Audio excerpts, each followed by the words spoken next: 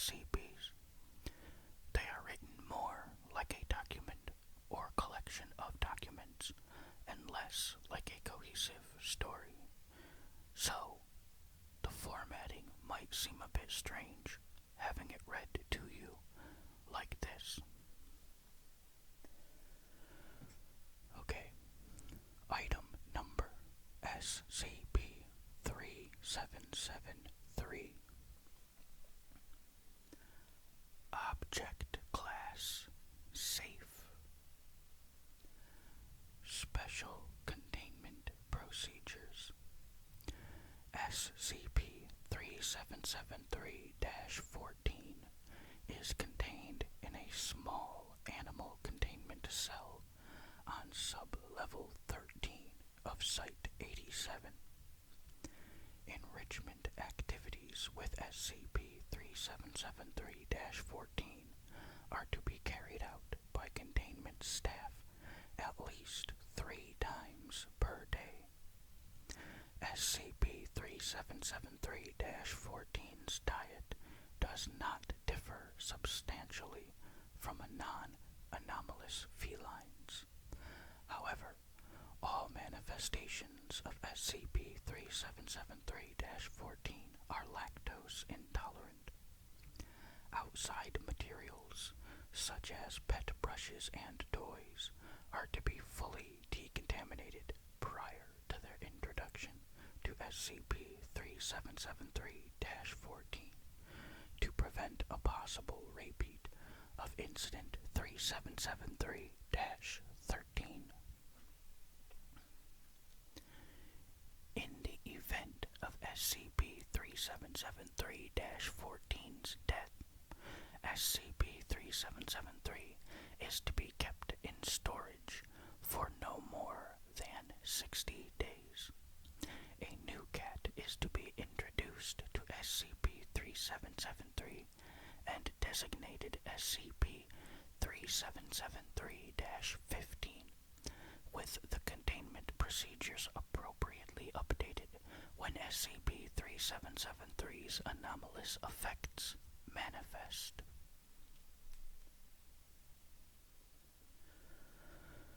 Description: SCP-3773 is a collar made of linen rope. Chemical analysis of SCP-3773 has shown that the fibers of linen contain hairs from at least 200 distinct domesticated felines. The oldest specimen of hair identified dates to approximately 2025 BCE. A pair of brass clasps have been added to SCP-3773, possibly due to the wear of the original binding mechanism. SCP-3773 exhibits a mild cognitive hazard. If an individual interacts with SCP-3773 with the intent to destroy it, they will place it down on the nearest safe surface and disregard it until they are out of sight of SCP-3773.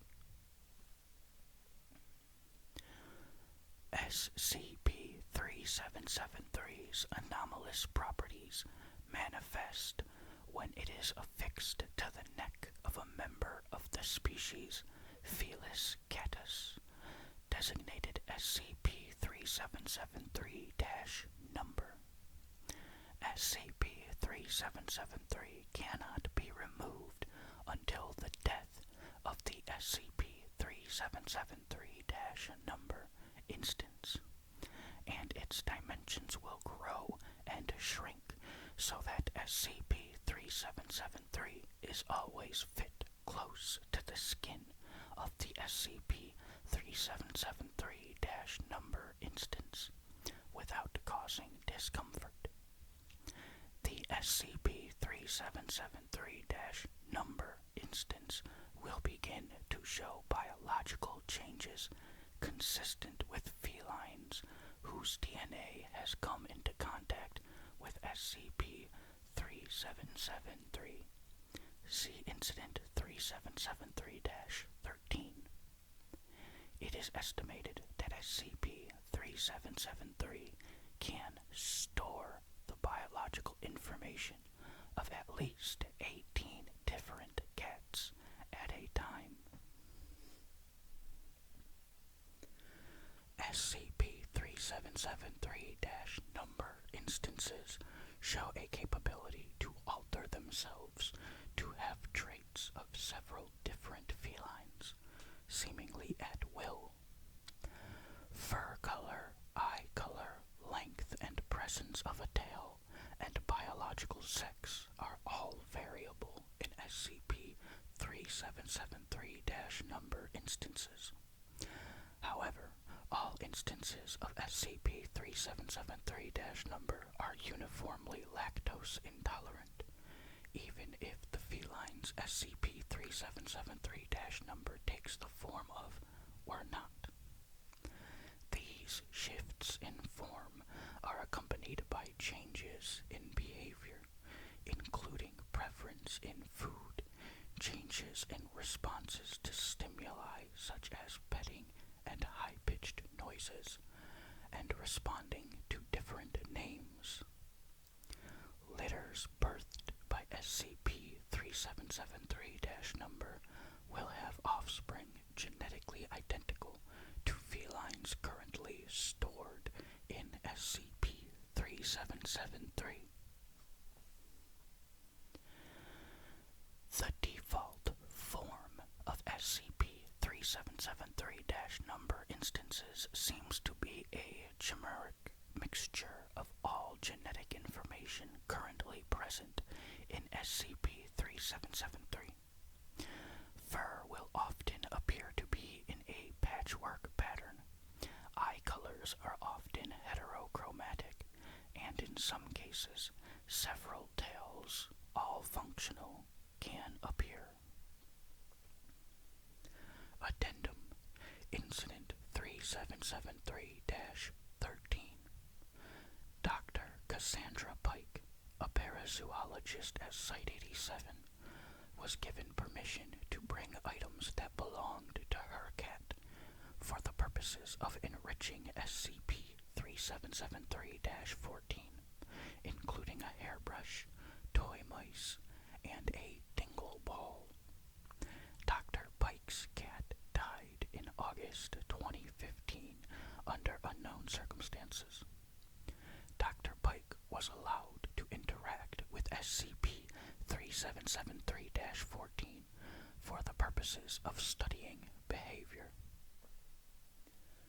In January of 2016, the following audio was recorded in Site-87's containment wing. Dr. Jacob Cola. Hey Cassie, here to play with Mongrel, a nickname given to SCP-3773-14 by containment staff.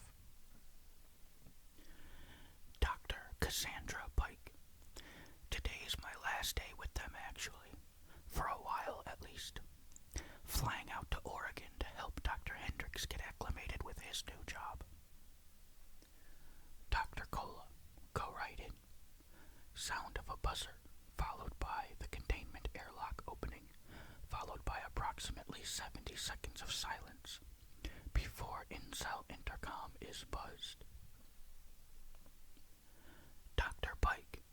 Jake, you have to see this right now. Dr. Cola. What's the matter?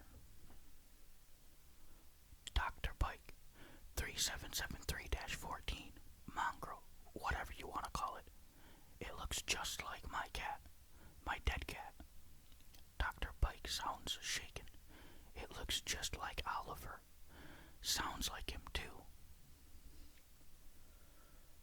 Dr. Cola. That's impossible. Your cat was never in contact with 3773. It couldn't have gotten its genetic signature. Dr. Pike. Then why does it look like my cat? What the fuck? Dr. Cola. There have to be millions of tortoiseshell there, Cassandra. Calm down. Several seconds of silence. Dr. Pike, how physically detailed are the things that 3773 makes? Dr. Cola, why do you ask? Dr. Pike, Oliver had a rib that never healed right when I got him. Some jackass kicked him or something. Made a big bump in his right side under the skin. I want to see if it's there. Dr. Cola, go ahead. Dr. Pike, hey, Ollie. Oliver, come here, Ollie. Oh my God, Jake, it came when I called his name. Come here, come to Mama, come here. 10 seconds of nonsensical noises from Dr. Pike, showing affection to SCP-3773-14 before ceasing suddenly. Dr. Pike, oh my God, it's there. The bump's there. His little broken rib.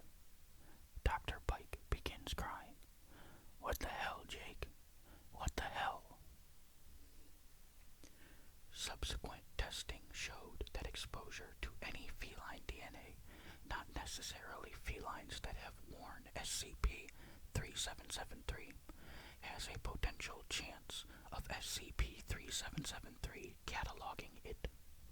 To date, 3 felines have been cataloged in SCP-3773 in this manner, including Dr. Pike's own cat.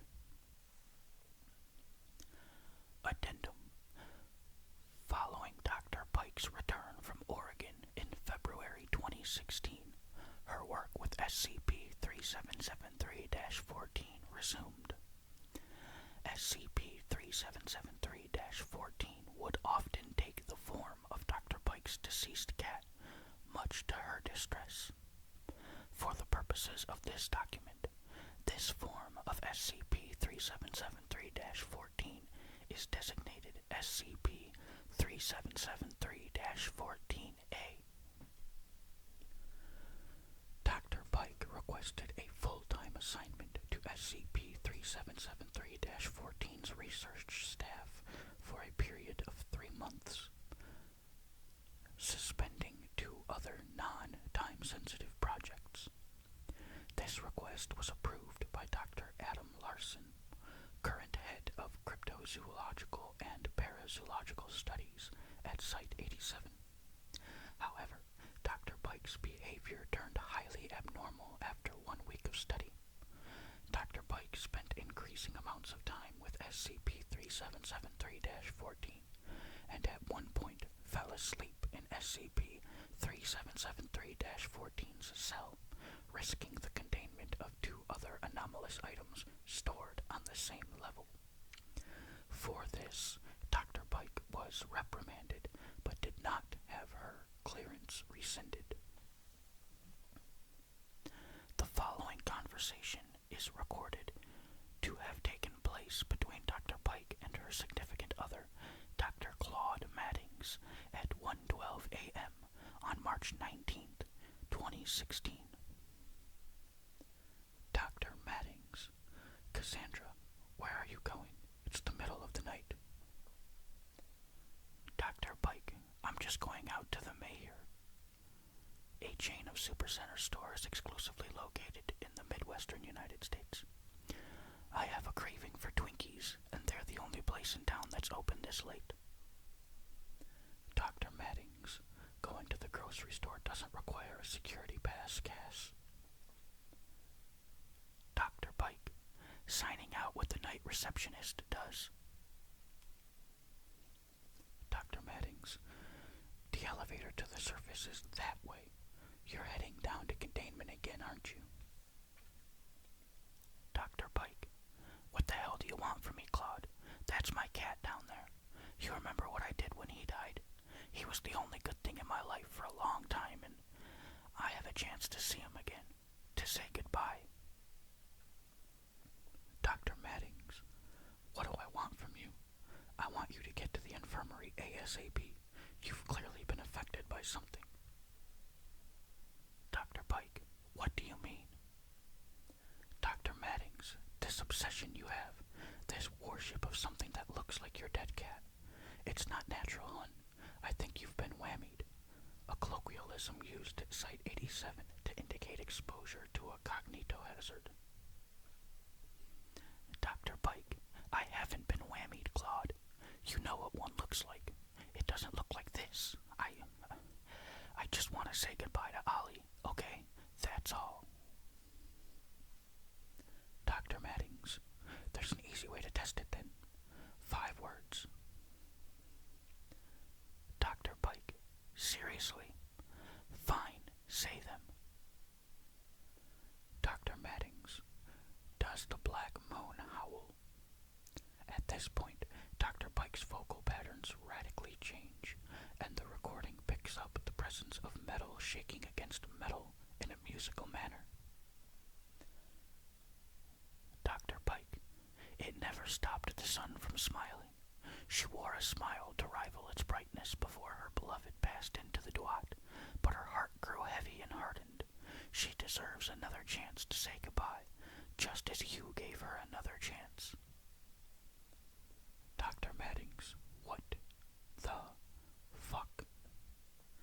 Dr. Pike's vocal patterns return to normal, and she appears ignorant of the above. Dr. Pike, satisfied? Dr. Maddings runs for the security alarm and summons agents to Dr. Pike's location. Following this, Dr. Pike was restricted to a low-level humanoid containment cell for a period of at least 3 months, as an anti-cognitohazardous treatment was developed for SCP-3773's anomaly. Dr. Pike's security clearance for SCP-3773 has been rescinded. Addendum: Interview with Dr. Pike. The following interview was conducted 1 month into Dr. Pike's isolation for cognitohazard treatment. Dr. West. Dr. Harold West beginning interview with Cassandra Pike. Cognitohazard test. Does the black moon howl? Dr. Pike. It never stopped the sun from smiling. Analysis of the recording detected a change in Dr. Pike's speech patterns, similar to those detected in her original interaction with Dr. Maddings. Dr. West. Cognitohazard still present. According to Dr. Breaker, the response is consistent with a cognitohazard originating from Egypt, last seen in. Dr. Pike, sighing. This is all over a cat. Dr. West. Pardon. Dr. Pike. All I wanted to do was tell what was the one good thing in my life for a good 5 years, that I loved him. Dr. West. I can arrange for Dr. Maddings to visit. Dr. Pike laughs. I mean, other than him, when I came to Sloth's Pit, this site, do you remember what happened? Dr. West. The cold storage incident. Everyone remembers. Dr. Pike. When I was holed up at home trying to recover, when the site was being repaired, I kept seeing this cat in my backyard. He kept on coming to the door, asking for food, begging like Oliver Twist. He always wanted more. He came into my room one day and he just stayed. Then, Oliver just vanished one day. I let him out and he never came back. I found him in some hedges a few days later and Dr. Pike's voice grows tense. God, Harry, I'm a wreck. Dr. West, have you been taking your medication? Dr. Pike, daily. They're giving me too big of a dose. Can you see about adjusting it? I'm supposed to take half of what I get, and they keep urging me to take the whole thing. Dr. West, of course, Cassandra. Dr. West stays silent for several seconds before sighing. Speaking candidly, everyone knows everyone here. and most of us are concerned about you and what's going on. 3773 is one of the few items here that's a proper skip, and to see it affect a researcher like this. Dr. Pike, what if there's no hazard? Dr. West, the 5-word test disproves that quite soundly. It's a near fail-proof cognitohazard detection meme. Dr. Pike, you heard the recording. Did that sound like me? Dr. Pike pauses. I think I got whammied, but not in the cognitohazard way. I think that something messed with me to get me in here. Dr. West, why would this force have a motive to do that? Dr. Pike, because it wants me to be alone, so I can finally do what I want. Following this, Dr. Pike became unresponsive to questions. Dr. West concluded the interview. Addendum Video Log. The following is a transcript of a video recording taken in Dr. Pike's observation cell on June 3rd, 2016. 22:05. Camera malfunction. Video restored 3 minutes later. Audio unavailable for the duration. 22:08. Dr. Pike stirs in her sleep and sits up to face the door to her chamber. 22:09. Door to the containment chamber opens into a white light. The exterior cameras of Dr. Pike's cell show the door closed. 22:11. A pair of felines emerge from the light. One of them resembles SCP-3773-14A. The other is an unknown entity resembling a black house cat with a tail approximately 0.5 meters long, a golden mask on its face, and luminescent eyes. Video resolution is poor, but the latter entity appears to be wearing SCP-3773, while the former is not. 22:12.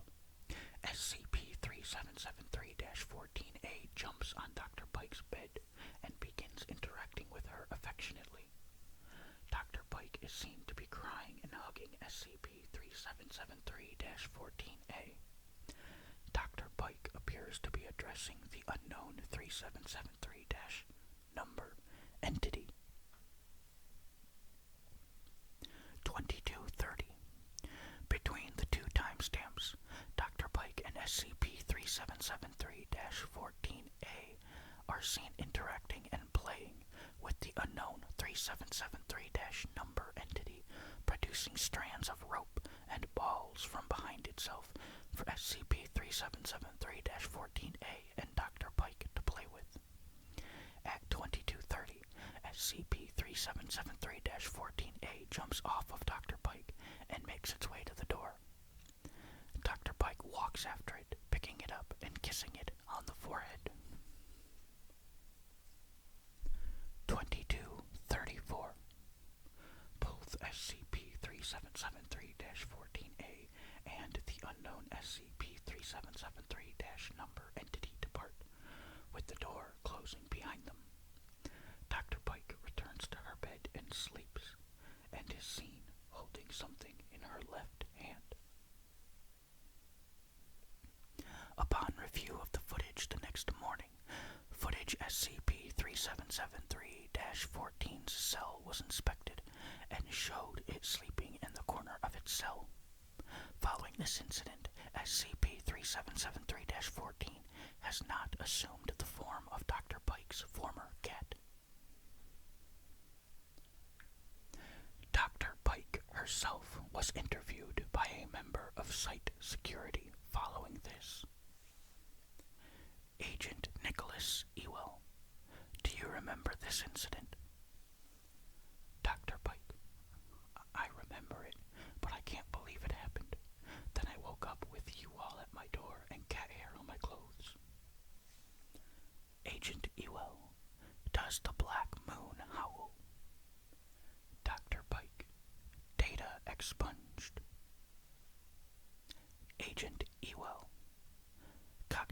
hazard seems to be absent if it was there in the first place. We're still going to keep you under observation for the duration. Do you know what this entity that was with your cat was?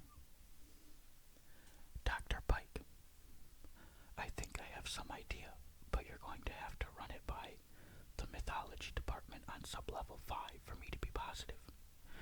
She kept on making toys for me to play with him. She even gave me one of his favorite balls. I actually managed to say goodbye to him. Do you know how good closure feels, Agent Ewell? Agent Ewell, no comment. Dr. Pike, it felt good. Oliver's not the first cat I had, but he's probably one of the best. I was kind of lost between losing him and my tiff with Claude. Now, I feel like I can take on anything. Agent Ewell, let's start with you taking on counseling. After observation is done and we're sure that for the sake of simplicity, the cognito hazard is out of your system, you're on psych leave 3 months by order of Director Weiss. You're not to come back to this zip code for any reason barring a major emergency until then. You have family. Dr. Pike, parents and brother in Ohio. Agent Ewell, good opportunity to visit them. You're gonna need to sign mimetic keys, of course. Dr. Pike, gag order. Right, can't blab to the folks. Dr. Pike clears her throat. Is that everything? Agent Ewell, one last thing. The video showed you holding something in your hand when you went to sleep. What was it? Dr. Pike, I have it right here. One moment. SCP-3773-A designates a non-anomalous leather collar with a breakaway fastener intended to be worn by house cats. A brass nameplate reading UBAST is affixed to it. Alright. That is the end of SCP-3773. Thank you for watching.